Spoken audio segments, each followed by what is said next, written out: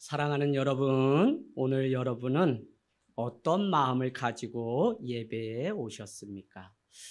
저는 불현듯 말씀을 준비하다 우리 인간이 누군가라고 하는 생각을 하면서 결국은 우리는 내가 바라보고 내가 갈망하고 기대하고 소원하는 대로 살아가는 존재다라는 사실을 알게 되었습니다. 여러분, 왜 그러냐면 의미를 찾아가는 존재가 우리이기 때문에 의미를 찾아서 그것을 추구하면서 산다는 것은 사실 나이가 먹고 점점 세월을 살다 보면 중요하다는 것을 느끼게 됩니다. 어떤 사람은 그 일이 의미가 있기 때문에 목숨을 내어놓는 자리까지 가는 것을 볼 수 있죠. 그런가 하면 성경은 가룟 유다는 예수님을 돈을 받고서 파는 일들을 보면 예수가 진리고 예수가 생명이라는 것이 그에게는 아무런 의미가 없었던 것입니다.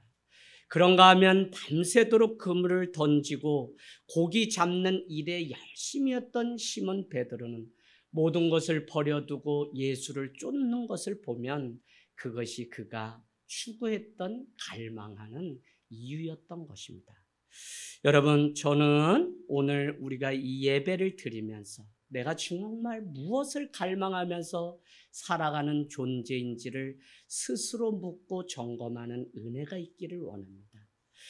광야 40년 이스라엘 백성이 뺑뺑이를 돌면서도 그 험난한 길을 이겨낼 수 있었던 것은 그들의 갈망이 약속의 땅 가나안에 있었기 때문에 기꺼이 자기의 삶을 드릴 수 있었기 때문에 그렇습니다.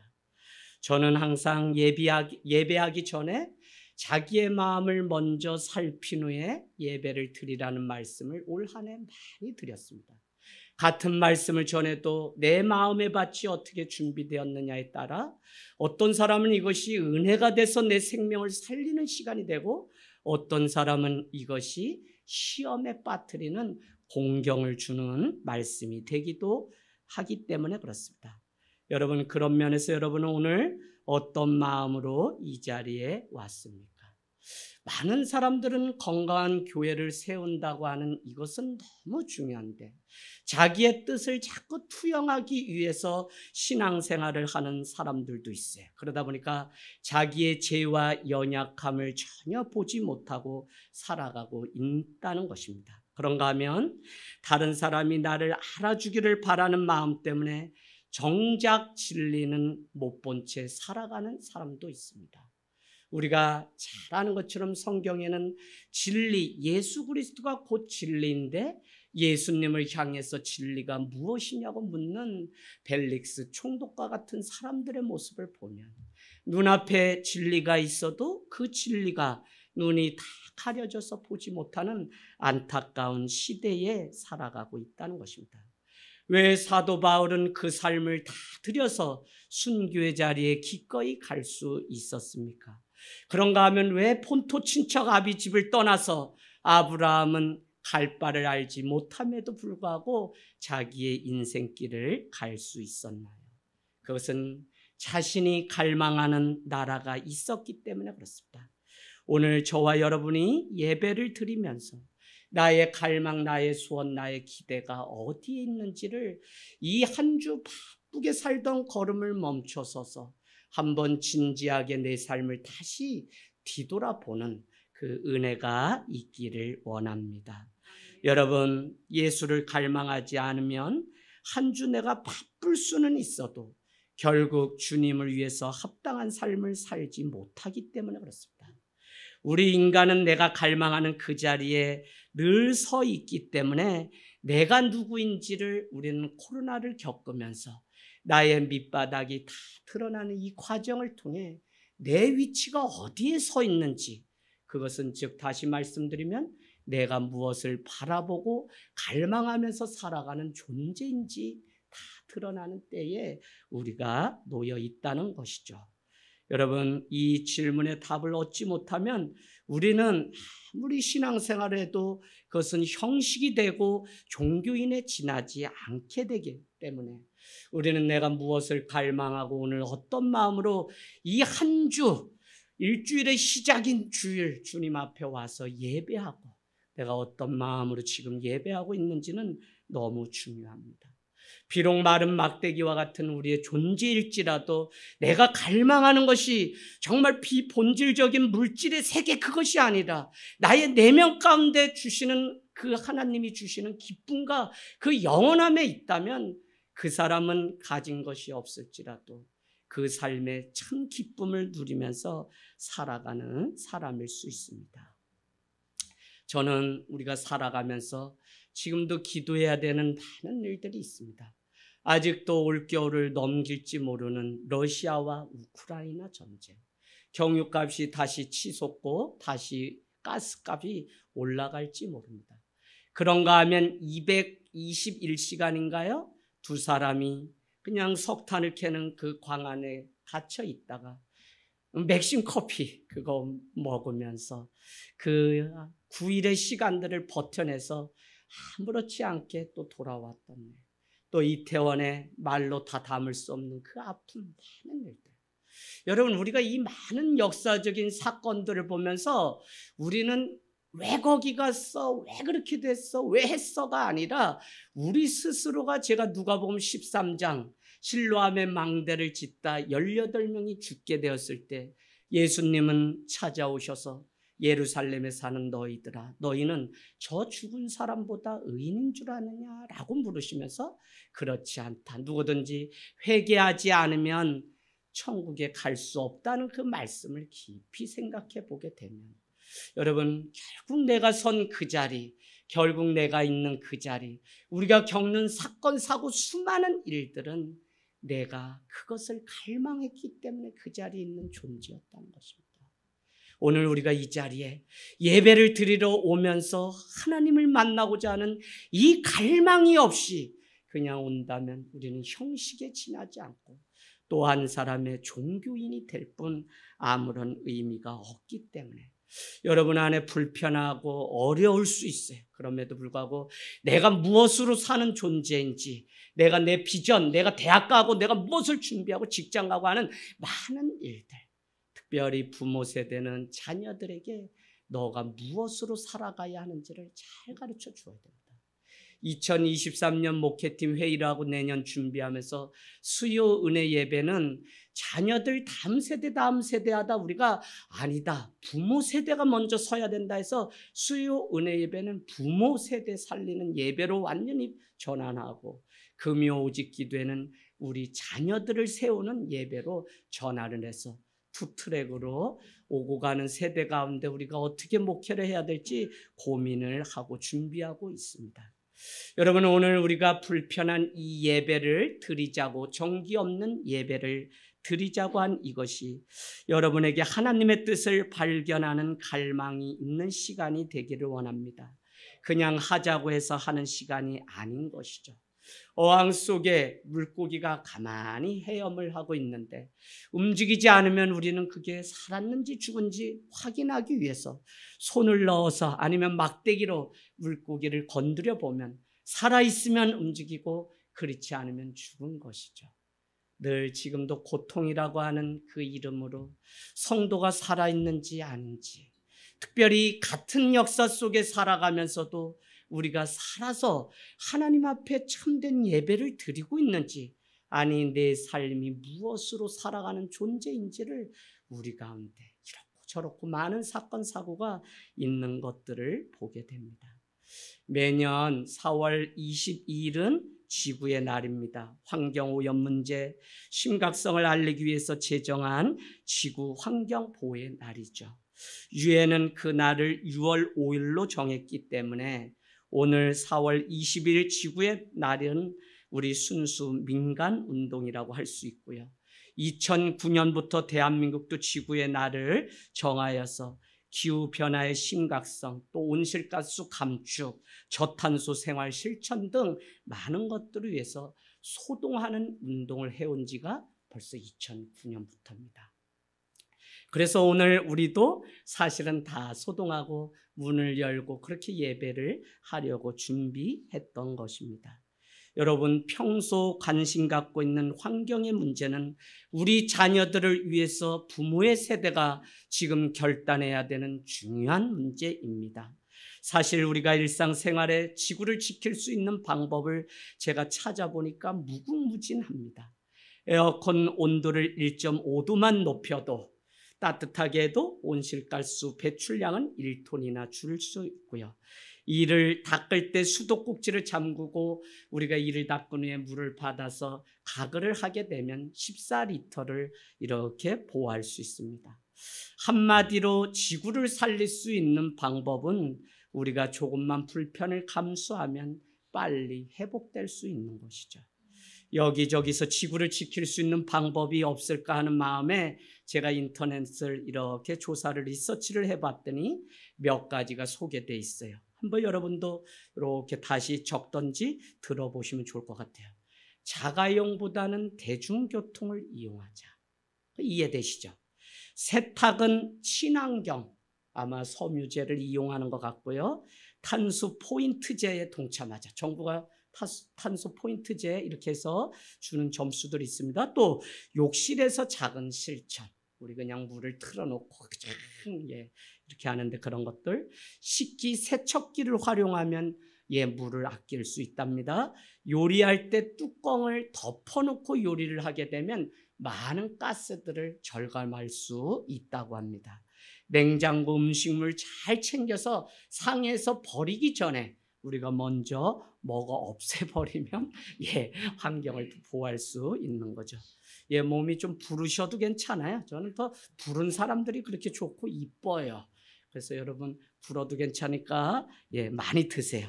또 중고거래 생활화, 하늘땅교회는 사실 멀쩡한 게 몇 개 없습니다.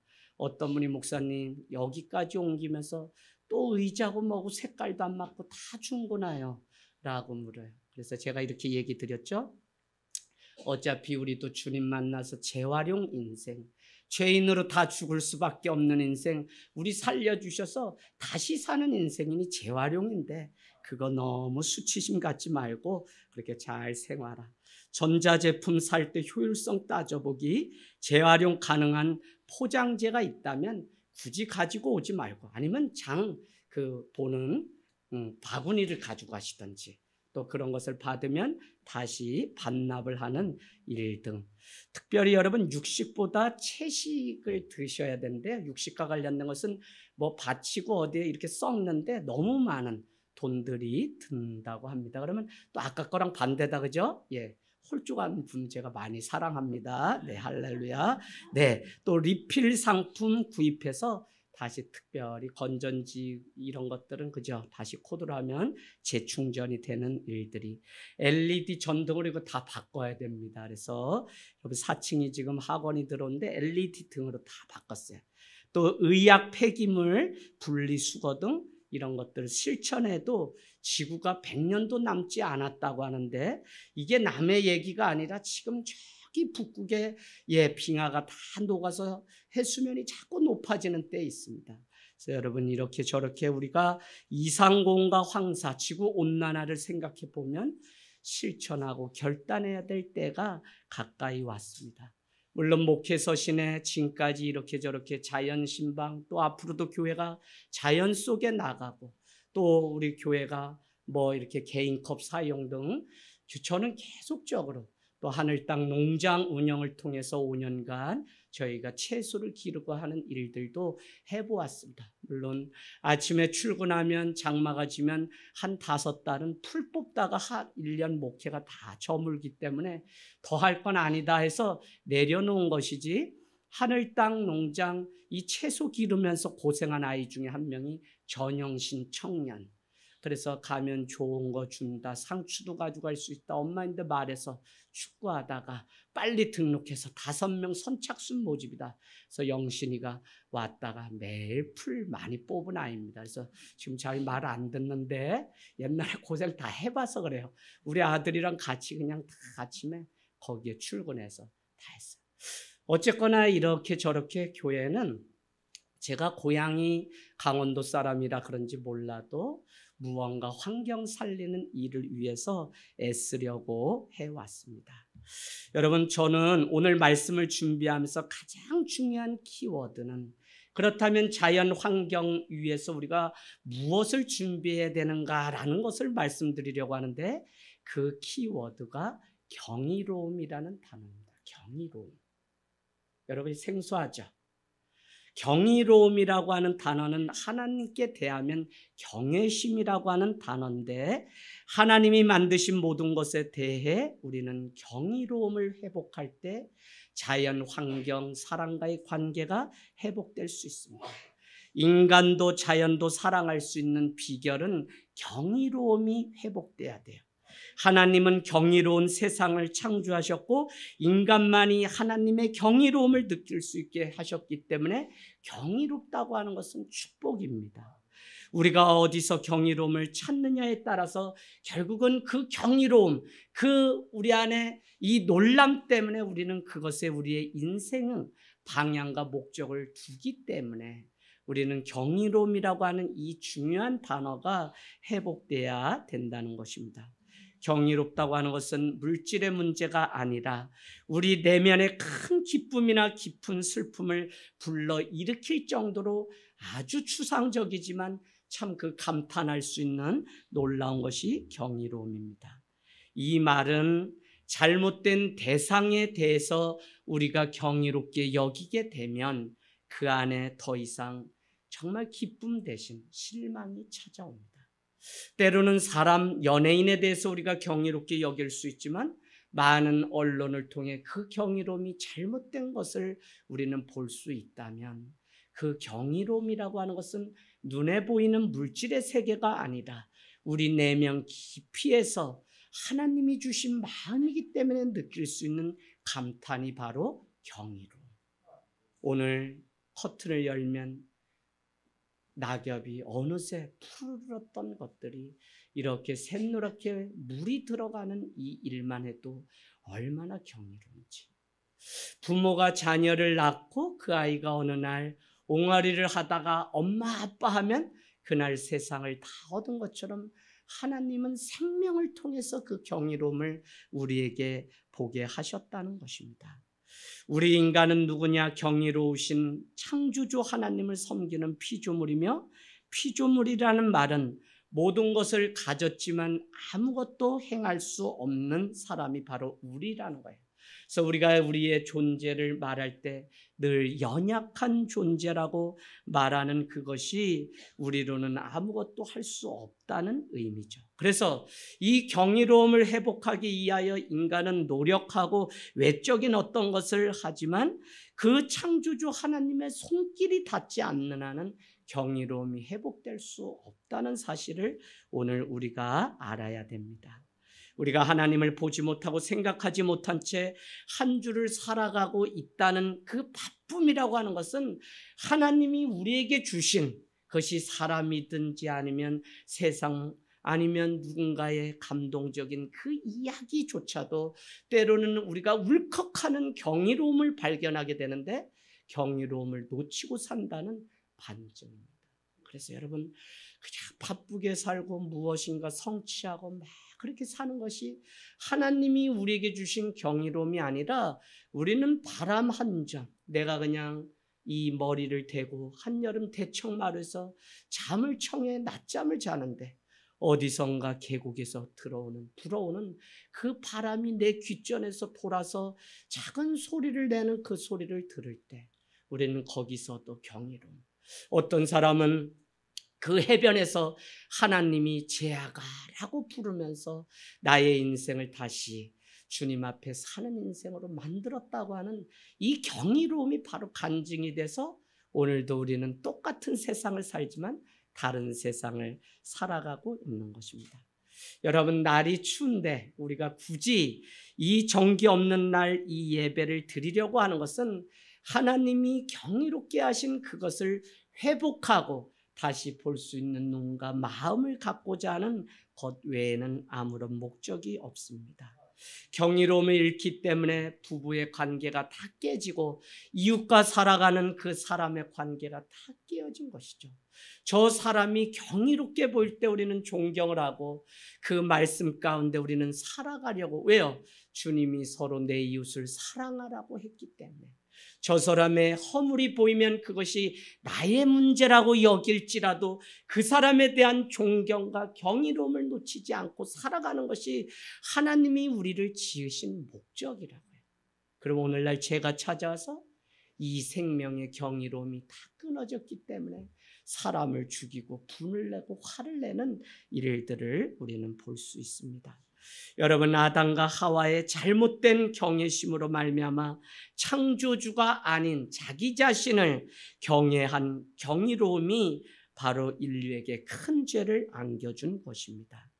선과 악을 알게 하는 나무를 먹지 말라고 했음에도 불구하고 자신이 그것을 먹음으로 인해서 선악의 판단 기준을 인간이 가지게 되면서 우리 인간들은 그렇게 주님을 믿고 살아가면서도 가장 안타까운 것은 자기의 기준, 그 기준이 그러면 온전하냐? 아니요. 상처가 투영되고 사랑 과거가 투영되고 부모의 그 그릇된 모습이 다 투영된 그 눈을 버리지 못한 채 그 눈으로 사람을 판단하고 선과 악을 구분하려고 하는 세상 가운데 여러분이 살아가고 있는 것입니다. 여러분, 우리가 늘 기도하고 늘 말씀 가운데 살아가지만 때로는 응답이 되지 않을 때도 있습니다.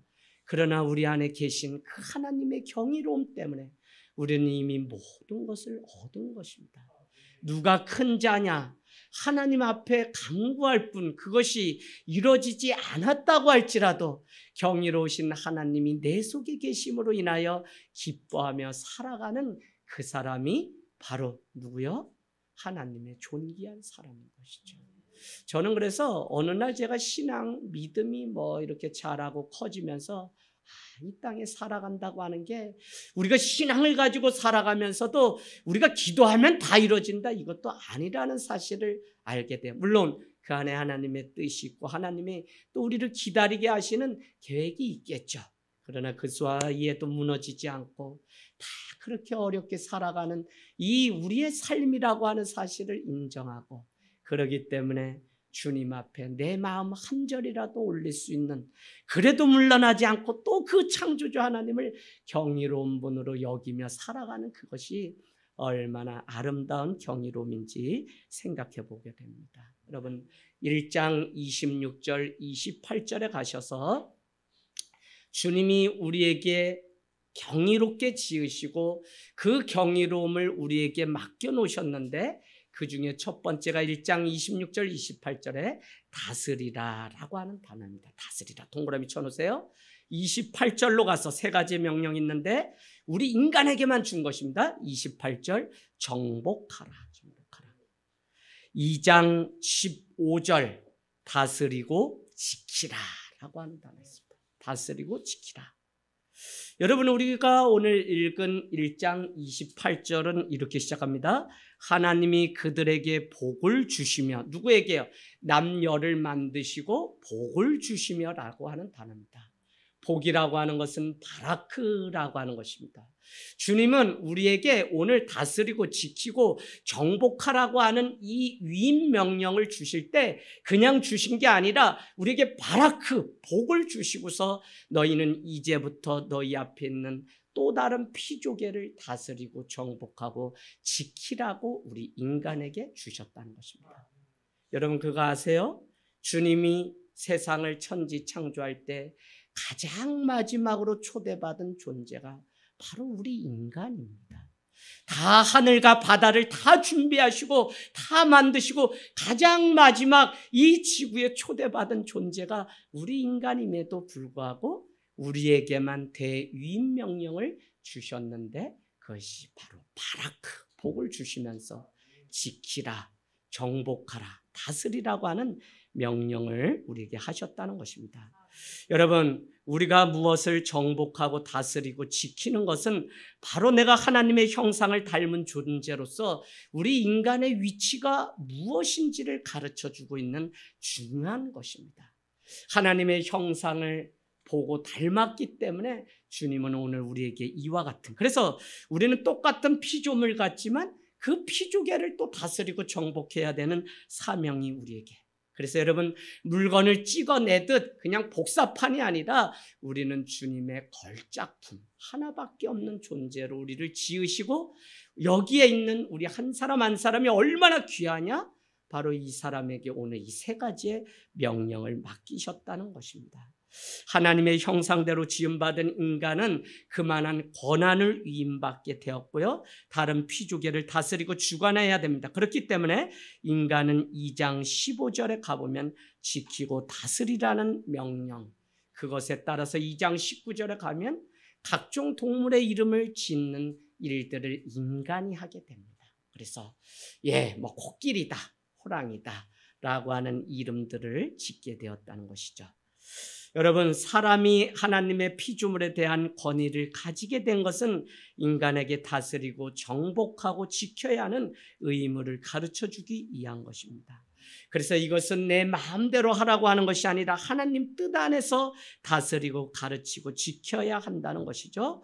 그래서 우리는 자연에 대해서, 인간에 대해서, 다른 피조물에 대해서 하나님이 가르쳐 주신 바른 반응을 보여야 되는데, 이 죄가 와서 이 인류를 덮게 되면서 다른 존재를 죽이기도 하고 그 생명을 팔고, 여러분, 아무리 과학이 무엇이 발전했다고 해도 하나님이 만드신 생명은 어떻게 할 수 없는 것이 하나님만이 하시. 그래서 창조주라고 하는데, 인간은 물론 이렇게 복제를 하고 똑같이 만들어 보려고 하지만 그럴 수 없어요. 하나님만이. 그것을 그래서 잘 다스리고 가르치고 지키라고 하는 명령을 우리에게 주셨는데, 산업화로 인해서 우리는 경이로움을 무분별하게 사용해서 정복하라는 것이 마치 내 마음대로 인간의 탐욕이 투영돼서 그냥 개발하고 막 난개발 막 이런 것들, 산사태가 일어나고 하는 이런 일들을 보면 얼마나 하나님의 뜻과 위배된 삶을 살아가고 있는지 우리는 알 수 있어요. 28절에 여러분은 그렇게 써놓으세요. 우리의 위임명령은 돌봄입니다. 정복하라, 지키라, 다스리라고 하는 단어를 한 단어로 하나님이 지신 인간이 평생 해야 되는 것이 있다면 돌봄이에요. 돌봄. 다른 사람을 돌보고, 가난한 사람을 돌보고, 다른 말로, 요즘 말로 하면 hospitality, 환대겠죠. 환대. 주인이 따로 없고 객이 따로 없고 누구든지 들어오면 그도 주인이 되고, 내가 있기 때문에 그 사람을 돕는다가 아니라 주님이 나에게 보내주신 선물이기 때문에 나는 그저 주님의 말씀대로 순종해서 그를 우리의 가정 안에 드릴 뿐, 나에게는 아무 자격이 없다고 하는 것이 환대의 가장 중요한 정신입니다. 사랑하는 여러분, 오늘 우리는 창세기 3장의 이 돌봄이 아담과 하와를 통해서 금지된 그 선악과를 먹음으로 인해서 저주와 살인을 일삼게 되었다는 것을 우리는 알 수 있습니다. 우리는 내가 누구인지를 아는 이 일이 너무 중요합니다. 우리 인간은 하나님이 만드신 그 생태계에 가장 뒤늦게 초대받은 손님입니다. 손님이 어느 가정 안에 들어와서 주인 행사를 하며 소파에 누워서 냉장고를 뒤지고 이것저것을 켜고 불을 밝히고 밤낮 하지 않고 음악을 크게 틀고 한다면 주인에게 더 이상 손님이 아닌 것이죠. 우리 인간이 주님이 이 땅 가운데 마지막 손님으로 보내주셨는데, 바로 이와 같이 마치 자신이 주인 이상 된 양 자연에 대해서 우리가 함부로, 그래서 여기 우리 청소년 아이들도 있어요. 여러분이 머리 감고 무엇을 하고 하는 이런 많은 것들 생각할 때 어떻게 내가 이 지구를 지킬 수 있을까라고 하는 것을 다 같이 고민해 봐야 되는 지점에 놓여 있다는 것입니다. 말이 좋아 개발이고 발전이지 그것은 우리의 역사를 멸망의 길로, 특별히 20세기는 자연에 대한 인간의 닥달 행위가 최고조에 이르러서 산업화를 뛰어넘어서 세계화가 똑같이 자유의 물결 가운데서 개발이라는 이름으로 경쟁 가운데 살아가니까 얼마나 무기가 세상을 망치는 것이 아닙니다. 결국은 우리 인간의 이 어리석음이 세상을 이와 같이 그것에 대해서 주님은 마태복음에 산상 설교를 하시고 이렇게 얘기합니다. 저기 들의 백합화를 보라. 온갖 부귀와 영화로 다 차려입은 솔로몬보다 저 꽃 하나가 더 낫다고 우리에게 말씀하시는 것을 보면 우리가 무엇이 더 귀한 것인지. 어느 날 소경이 있어요. 바리새인이 예수님께 찾아와서 저가 소경이 된 것이 요한복음 9장에 누구의 죄입니까? 그 소경도 시각장애인도 자기를 그렇게 생각하고 있었습니다. 그러면서 자기의 죄 때문입니까? 부모의 죄 때문입니까? 라고 묻기 시작하죠. 그러나 예수님은 죄인 취급받으며 공동체로부터 쫓겨나서 멀리 변방에 가 있는 이 한 사람의 영혼을 바라보면서 그에게 이렇게 말합니다. 바리새인이 묻기를 이 사람이 소경으로 태어난 것이 조상의 죄입니까? 아니면 자신의 죄입니까? 예수님의 대답, 조상의 죄도 그 사람의 죄도 아니다. 이 사람에게 하시고자 하시는 하나님의 뜻이 있다. 그러고는 뭐라고 얘기하죠? 요한복음 9장 4절은 쉬밤이 오리니 일을 하고 싶어도 일할 수 없는 때가 온다는 것입니다. 그래서 낮과 같은 때에 여러분은 일하십시오라고 하는 것이 바로 이 시각장애인의 한 사건을 통해 우리에게 보여주는 일인 것입니다. 여러분, 저는 제가 왜 이 말씀을 드리냐면 예수께서 그의 눈을 뜨게 해주셨다는 겁니다. 그래서 신앙이라고 하는 것은 눈을 뜨게 해주는 귀한 일입니다. 생각을 깨워주고 눈을 뜨게 해주는 것. 소유의 세계로 고정된 우리의 눈을 존재의 세계로 우리를 초대하는 이것이 바로 오늘 드리는 예배. 그래서 여러분은 무슨 갈망과 소원을 가지고 오늘 이 예배에 오셨냐고요. 또한 인간의 풍요와 편리로 고정된 우리의 눈을 열어서 우주 생명이 서로 공생할 때 세상에 평화가 임한다고 하는 인간 중심의 폐가 아니라 생명 중심주의로 나가도록 우리의 눈을 주님이 열어주셨다는 것입니다. 여러분, 하늘땅교회는 생명을 살리는 이 일에 계속적으로 매진하고 위기에 직면한 지구와 인류를 살리는 이 일을 위해서 여러분 개인 컵 사용 꼭 하십시오.